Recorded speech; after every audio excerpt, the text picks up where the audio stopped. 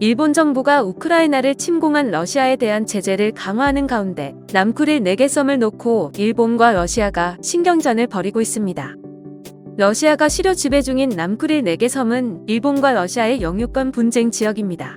13일 NHK와 교도통신에 따르면 기시다 후미오 일본 총리는 전날 동일본 대지진 11주년을 계기로 도호쿠 지역을 방문한 자리에서 러시아에 대한 최애국 대우 종료를 검토하겠다는 뜻을 밝혔습니다. 기시다 총리는 일본도 속해 있는 G7이 최애국 대우 종료를 포함한 추가 러시아 제재를 발표한 것에 대해 일본도 연계라는 관점에서 어떻게 해야 하는지 확실히 생각하겠다며 G7 각국과 협력하면서 구체적인 행동을 취하겠다는 입장을 밝혔습니다. 일본 정부는 러시아가 우크라이나를 침공한 이후 미국 및 유럽과 함께 단계적으로 제재 수위를 높이고 있으며 러시아는 이에 대항해 일본을 비호국으로 지정했습니다. 러시아의 우크라이나 침공을 계기로 러시아와 일본의 관계가 급격히 악화되면서 남쿠릴 4개 섬을 둘러싼 갈등도 고조될 기미를 보이고 있습니다. 제2차 세계대전 때 적국으로 맞서 싸운 러시아와 일본은 남쿠릴 4개 섬 영유권 문제로 아직 평화조약을 체결하지 못했습니다. 일본은 평화조약을 체결하면서 남쿠릴 4개 섬을 돌려받기 위해 러시아와 오랜 기간 협상을 벌여왔습니다. 2018년 당시 아베 총리와 푸틴 대통령 간의 러일 정상회담 이후 일본 총리는 러시아와의 평화협정 체결 협상을 고려해 남쿠릴 열도에 대해 일본 고유의 영토라는 표현을 자제해왔습니다. 그러나 기시다 총리는 지난 7일 참의원 예산위원회에 남쿠릴 열도에 대해 우리나라 고유 영토라며 자제해왔던 표현을 다시 쓰기 시작했습니다. 하야시 요시마사 일본 외무상은 8일 기자회견에서 러시아의 남쿠릴 열도 점유에 대해 불법이라고 생각한다고 밝혔습니다.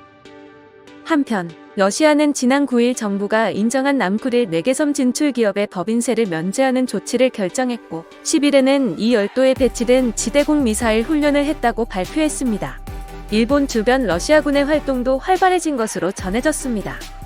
기시 노부오 방위상은 지난 11일 기자회견에서 러시아의 우크라이나 침공을 비난한 뒤 우리나라 주변에서 러시아군의 활동이 활발해지는 것은 우려해야 할 일이라고 밝혔다고 아사히 신문이 이날 보도했습니다.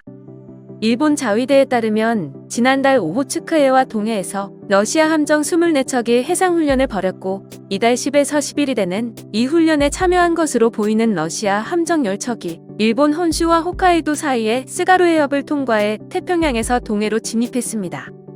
영해 침범은 없었지만 이렇게 많은 러시아 함정이 스가루 해협을 통과한 것은 이례적인 일이라고 아사히는 전했습니다. 기시 방위상은 러시아군의 최근 움직임에 대해 우크라이나 침략을 진행하면서도 아시아에서도 이런 훈련을 수행할 능력이 있다는 것을 과시하는 시위의 하나로 보인다고 해석했습니다. 그럼 이에 대한 일본 반응 보겠습니다. 일본은 매우 위험한 상태에 있다. 홋카이도에서 자위대의 대규모 연습을 빨리 시작하자.